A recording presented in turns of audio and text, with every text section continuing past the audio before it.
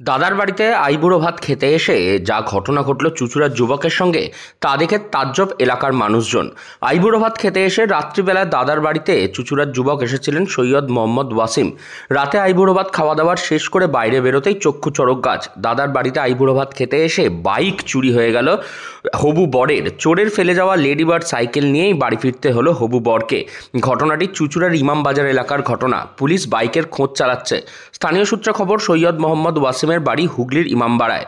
2রা ফেব্রুয়ারি তার বিয়ে হওয়ার কথা রয়েছে। ওয়াসিম জানান যে গতকাল রাত 11:15 নাগাদ ইমামবাজারের আমরায় বড়দার সৈয়দ মোহাম্মদ সুকুমারের বাড়িতে তিনি আইবুড়ো ভাত খেতে এসেছিলেন এবং তার বাইকটি বাইরেই রাখা ছিল গলিতে। সেখানে আরও 2টি সাইকেল সমেত আরও অন্যান্য জিনিসপত্র ছিল। তবে রাত 11:15 নাগাদ খাওয়া দাওয়া করে বেরোনোর সময় তিনি দেখতে পান তার আর বাইকটি নেই। পারিবারিক অনুষ্ঠান মনে হচ্ছে আমার ছোট ভাই ওয়াসিম, যার গাড়ি চুরি হয়েছে, তার বউ ভাতের মুখে ভাতের ব্যাপার, আইবুড়ো ভাতের ব্যাপার ছিল।